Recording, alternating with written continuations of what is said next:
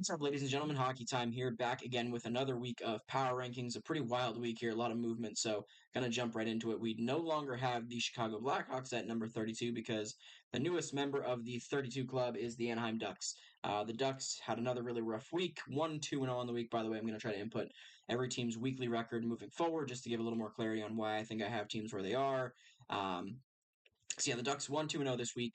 I think 10 of their last 11 games have been losses, so just a really, really rough skid for them. They dropped 2 spots to 32 this week. Everything kind of going wrong for them that could go possibly wrong, including not scoring in the Battle of Bedard versus Carlson. So just another tough week for the Ducks. They dropped to 32. Number 31, moving up a spot, is Chicago. They also go 1-2 on the week with the extra overtime loss, so they get the extra point there with the extra loss. They beat Anaheim. I don't really like having teams pass other teams just because they beat one another, but I think 10 of the last 11, specifically being losses for the Ducks, is good reason enough to have them at 32nd. So the Hawks are the beneficiary of that, and they jump to 31. Number 30, dropping 4 spots, 0-3 on the week, is Seattle. This team continues to struggle to score. That's their main issue. Goaltending still not great. Neither Grubauer nor Decord have improved over the last week, which was my biggest concern for them last week. As a result of that, they dropped 4 to number 30. I don't really know how this team improves if they can't start scoring goals, because I just don't see the goaltending getting much better. But nonetheless, they're at 30 for now. We'll see if they can find a way to climb back up these rankings. Number 29, somehow staying put through this whole week, was Columbus. They had a wild up and down week, 1-2-1 on the week. Finished it up tonight with a big win against the Blues, but threw a couple leads away this week in different games. So again, just battling to find consistency. I think the goaltending again has been getting better, which is important for them. The consistency to just play a full 60 minutes, though, is not quite there yet. If they can improve upon that, this team actually might find themselves climbing these rankings and the standings. But for now, they stay in the bottom row at number 29. Number 28, dropping 3 spots, a team that's pretty much been in free fall for the last few weeks here, is the Buffalo Sabres. This team continuing to struggle to get saves when they need them most. Evan Levi did have a good game against the Bruins this week, but the scoring hasn't been there when the goaltending has been, and vice versa. So because of that, this team's just struggling to win. I think they're down to 8th in the Atlantic, which is pretty wild considering the expectations they had starting the year. If they're not 8th, they're down there. But nonetheless, struggling pretty mightily in the last handful of weeks. We'll see if they can turn around, but at this rate, they need to win at a very, very impressive rate if they want to get anywhere near a playoff spot for this season. Number 27, jumping 4 spots. I did not expect them to ever get this high on the year, but it's the San Jose Sharks. For the Sharks fan that may or may not be watching this, congratulations. They've actually been playing pretty good lately. They've 2-1 on the week. Pretty good week the week prior, and followed up with another pretty good week this week. They're definitely the beneficiary, I think, of teams taking them a bit lightly. Both of their wins this week came off of come from behind efforts. So a bit of, I think, teams getting a little too comfortable with the lead against them. But nonetheless, a win is a win. The Sharks have been getting a good bit of them lately. So good to see that for them. Not great for the fans that are looking to capture Mr. Macklin Celebrini, but nonetheless, I think the Sharks will probably still find themselves down there in the battle for the draft lottery #1 selection. But for now, exciting stuff for the Sharks. They move up 4 spots to number 27. Number 26, moving up 2 spots despite a 2-2 record this week, is Minnesota. Minnesota was a bit higher on this list had they not thrown the game to Edmonton out the window, but they really just didn't show up tonight. The fact that this game was even close was all in thanks to Marc-Andre Fleury. This team's been good under John Hines, but again, they have that new coaching bump. It happens pretty much every time a coach gets hired at new or into a new situation, excuse me. So we'll see if this is a long-term thing for them, but I never expected them to have a rank this low, frankly, with the roster they have on paper. But much like the Sabres, they need to pick it up a good bit if they want to see themselves making a playoff spot, especially with the rate at which some of these central teams have been winning. So for now, they're 26. We'll see if they can continue to climb going into next week. Number 25, dropping 2 spots despite a 1-1-1 record, is the Montreal Canadiens. More of an eye test thing here. Again, the results aren't terrible. Getting 3 points out of 3 games is not the worst thing, but definitely could be better.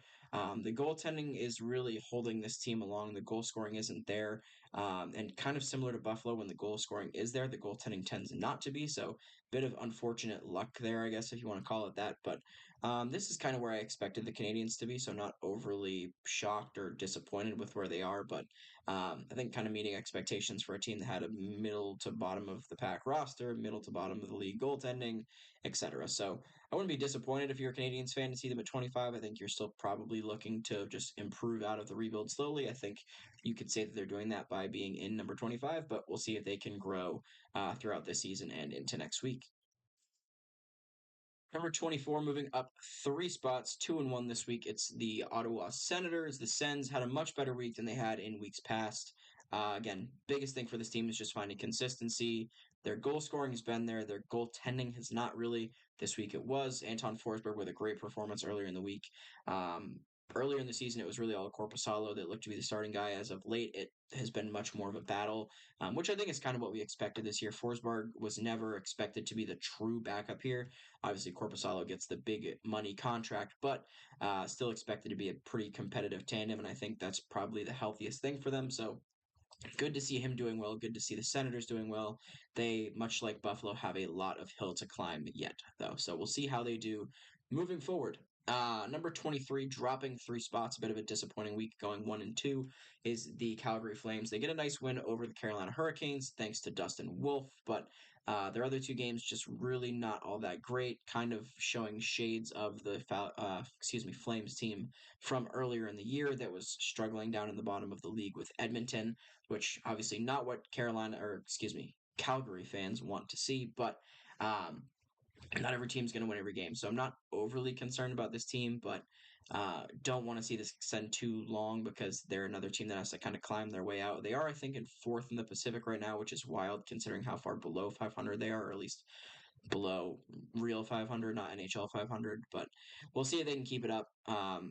Bit of a tough week, not overly concerned. Needs to be a short term thing only, though. Number 22, one of the bigger drops, second biggest drop of the week, 10 spots, the Washington Capitals. The Caps go 0-2-1 on the week and looked frankly terrible in all 3 games. In all honesty, the games that they won last week, they really didn't look all that great in, looking all the way back to that Kings game where they got outshot by like 20 and Charlie Lindgren just held them in there. That didn't happen this week. The goaltending was not as good, and when the goaltending is not good, but you still get outshot by a boatload, you're bound to lose, and that's exactly what happened here for the Caps. As a result, they fall pretty heavily. I've kind of been waiting to have this drop for them, which pains me as, of course, a Capitals fan, but I think it was kind of necessary. Their level of play has not been as good as the results have dictated, and I think this week was a pretty accurate reflection of that. We'll see if they can rebound, but frankly, this is kind of where I expected this team to be too. So, as much as it pains me to say it, I'm not too disappointed as far as accuracy goes with where I have the Caps this week, but hoping they can rebound because, of course, I would like to see them succeed. Number 21, dropping 5 spots. Another team with a pretty tough week, going 1-3, are the St. Louis Blues. The Blues, who have had goaltending inconsistencies all throughout their year, had more of that this week. Jordan Binnington had 1 game earlier in the week. I think he stopped like 44 of 49 or 43 or 48, something like that. Like makes a boatload of saves, but the team's facing 50 shots. He still gives up 5 goals, and it's good for a loss. Joel Hofer tonight, the opposite side of that spectrum, faces only like 20 shots, but also gives up 5 goals, or 4 goals plus the empty netter. So, um, just a bit of a tough skid here for the Blues.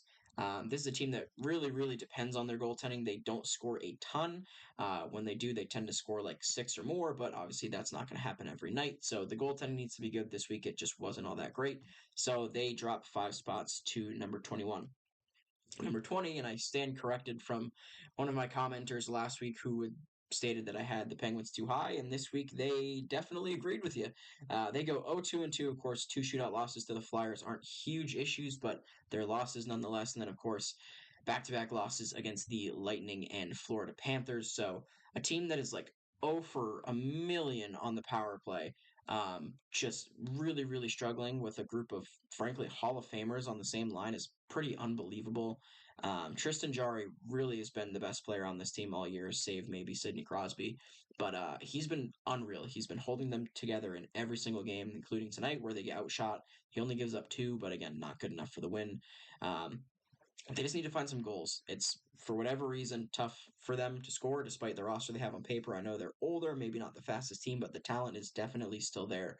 So the Penguins got to figure it out because they are believe 6 in the Metro. They had a good week last week. They do not have a good week this week, and their record and last 10 games have definitely faltered as a result of that. So down 11 spots, the biggest drop this week to number 20.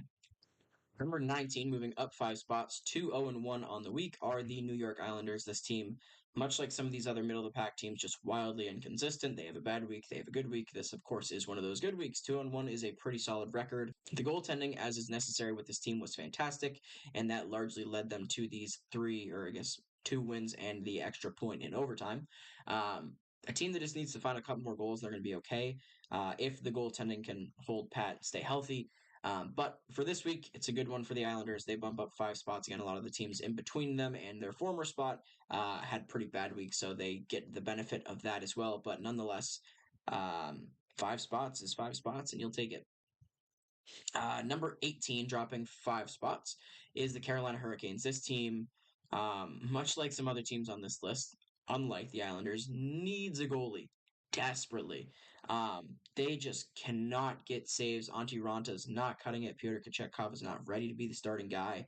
The market is not really hot for goalies right now, so I don't know what the Hurricanes do, but as I've said the last few weeks, with Freddie Anderson out and those two guys not doing enough to get them wins, they need to pick up a goalie somewhere.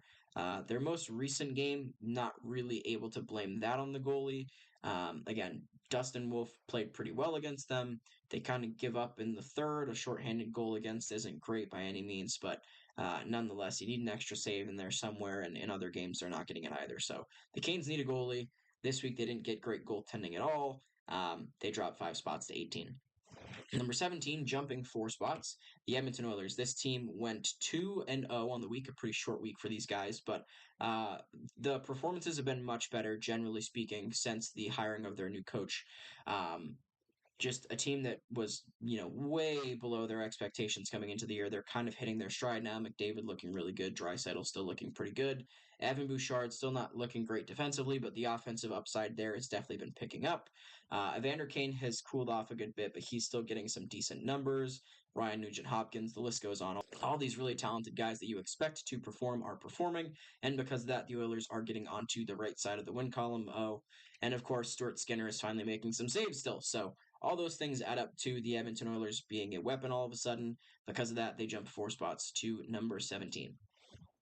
Number 16, moving up 3 spots, are the Arizona Coyotes. This team went 2-1 on the week. Connor Ingram finally had kind of an iffy game, but all in all, he's still been fantastic for them this year. He's definitely taken over the starting role at this point, and the scoring's been there for them. So when Connor Ingram plays well and they score a bunch of goals, pretty easy to win. It's a team that kind of reminds me of the Islanders, except they can score. So that's good for them. They move up to 16. I would love to see this team at least be in the hunt for a playoff spot. It would be very exciting for both Coyotes fans and just the league in general to see this team hunting for a spot.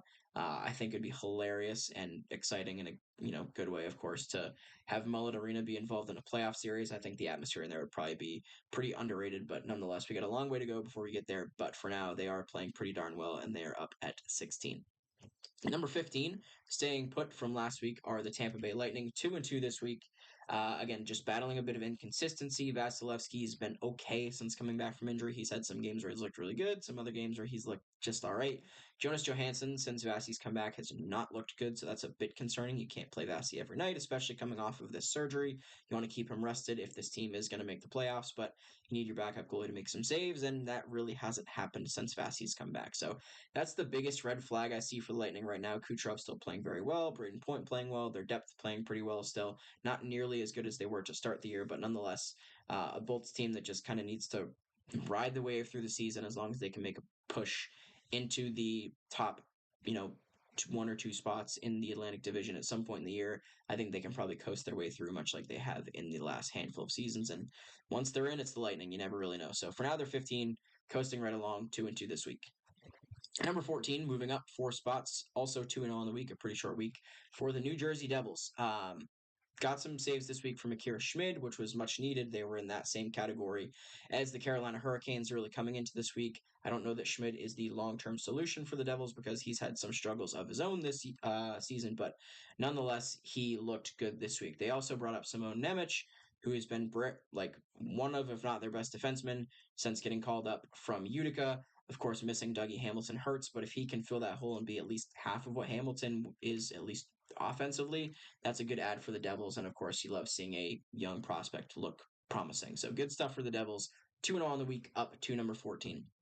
Number 13, the biggest jump this week, jumping 9 spots, is the Philadelphia Flyers. They're 3-0 on the week. They continue to be a thorn in the side of every single Metropolitan team. Their roster on paper does not look like it belongs in the playoffs, yet here they are in a playoff spot as we stand today. So I don't know what Torts is feeding him in the room, what he's saying in intermissions, but whatever it is working. The Flyers have been playing great. Again, just really gritty, hard-nosed hockey as you'd expect to get from a John Tortorella team. And of course, Carter Hart has been pretty darn good too, as well as some decent games from Sam Ersson. Good coin flip from the way he started the season. So good to see from Philly. They're up 9 spots to number 13. Number 12, jumping up 5 spots. Pretty good here. The Nashville Predators jump 5 spots. They go 3-1 on the week. UC Saros seems to be rounding himself back into form, which is huge for them because we know how big of a key he is to the Preds' success. The scoring's been there. Kevin Lankinen's been solid as he has been really throughout this whole year. And they've kind of found their stride as far as consistency goes. So it's one of those teams pretty similarly to Philly. I didn't expect to be in a playoff spot, but the way they're playing, um, I don't see any reason why they can't do it. Again, the biggest concern for them is probably injuries to Saros or a guy like Yossi or Philip Forsberg, who's really been powering their offense. But the depth has been better than I ever expected it to be. So good, promising stuff from this Preds team. They move up 5 spots to number 12. Number 11, jumping 3 spots, are the Detroit Red Wings. 2-0 on the week prior to the debut of Patrick Kane. Of course, they suffered the loss there at the hands of the Sharks, so that's always a bit of a tough one. But this team's still been playing pretty good. Alex Lyon has been fantastic to start the year. It's at the point where he's probably making an argument to be the starting guy there as well, similar to the argument that Connor Ingram had to make for himself early in the year for Arizona. But I think we're at that point where it's a valid one to make for the Red Wings. We'll see if the Patrick Kane edition is a really, really strong one for them. He looked okay in the game against San Jose. Obviously, it's his first NHL game in a pretty good bit. So, got to get himself up to speed there, I'm sure, kind of rehabbing himself beyond his, physical therapy and whatnot that he's had to go through over the last few months. Hip surgery is never a minor thing, but hope to see him succeed there. For now, they're at 11. We'll see if the offense clicks up, and so goes their ranking. Number 10, jumping 1 spot, is Toronto. They go 1-0-1 on the week. Another short week here. Played pretty well in both games. The biggest concern for them, of course, is going without Joseph Woll for the foreseeable future. We don't really know for sure what his injury is just yet, but he did leave the game early against Ottawa. They picked up the win anyway, so that was a big one there, and he was playing very well. But a bit concerning for the Leafs as far as their goaltending goes now, because as it stands, the tandem is Ilya Samsonov and Martin Jones. So obviously a bit of concern there. Hopefully Joseph Woll's injury is nothing major, nothing long term, but that is still to be determined. So for now, the Leafs have been playing well. They are at number 10. Number 9, dropping a spot, is Vancouver. They go 2-1 on the week, really just getting leapfrogged by some teams. But the game against New Jersey specifically is one that really grinded my gears. You'd like to see them keep the puck out of their own net. I know New Jersey has a pretty good offense, but just you can't give up 6 goals and expect to win, especially if you're scoring 5. That's kind of unacceptable. So I'm sure Tocchet laid into him after that, but just that game alone had me drop them below some of the teams that are above here. All in all, they haven't been playing poorly. It's not really a huge reflection on them, but a loss like that definitely doesn't help your standings in a ranking like these. So for now, they're 9, not overly concerned, but would like to see them be a little bit tighter defensively. Number 8, team dropping 4 spots. Of course, contradicting myself on the whole leapfrogging thing, but Colorado. Colorado goes 1-2-1 on the week. Again, Prosvetov needs to play a couple more games. I don't want to see Georgiev playing so many repetitions for this team. I just think he's going to wear himself down. If this team makes the playoffs, it's not going to end up getting the result that they want because their goalie's going to be legless. Nonetheless, not overly concerned about this Avs team. 1-2-1 is not the worst record. They went on a pretty good stretch leading up to this, so it's going to happen. Good teams don't always win every single game, of course, so here the Avs are at 8, not overly concerned about a 1-2-1 record on the week. Number 7, dropping 1 spot, are the Dallas Stars. Dallas went 2-2 on the week.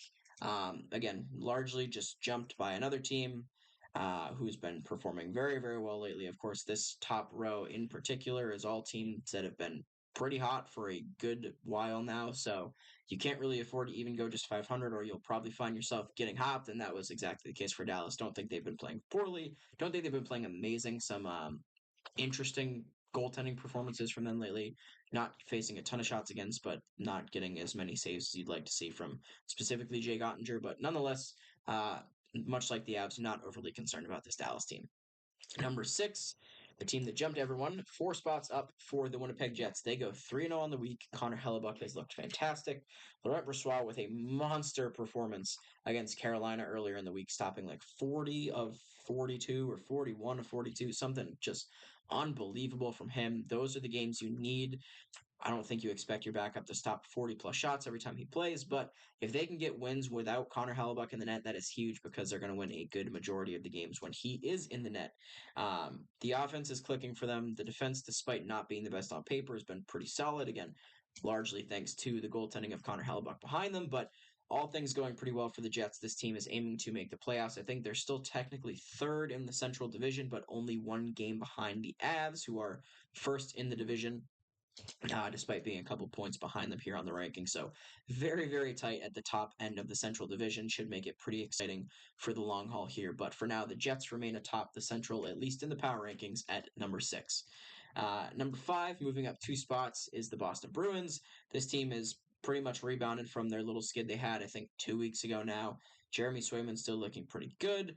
Allmark had a good game against Buffalo despite the loss the other day. So all things going pretty well for Boston. The scoring has its moments, again, like that Buffalo game where it's not there in the amounts you'd like it to be. But again, with the depth on their roster, not really that unexpected.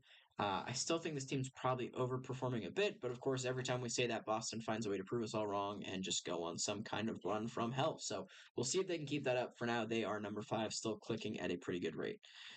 Number 4, moving up 1 spot, going 2-0-1 on the week, are the Vegas Golden Knights. This team looks to be rounding back into the form that they were in at the beginning of the year. I don't expect them to go on another 10-game heater by any means, but you never know. This team's got boatloads of talent. The defense has been great, even without Shea Theodore. Jack Eichel has been firing on all cylinders. He seems like he's kind of hitting a new level this season, which is terrifying because people forget that he was a player that had the ceiling of pretty much a number 1 overall pick in any other year if he wasn't drafted behind Connor McDavid. So we'll see what he's capable of, hopefully in a full 82-game season. He's going just bananas right now. Been their best player in pretty much every game that I've watched, at least. So exciting stuff there for the Golden Knights, who round out at number 4.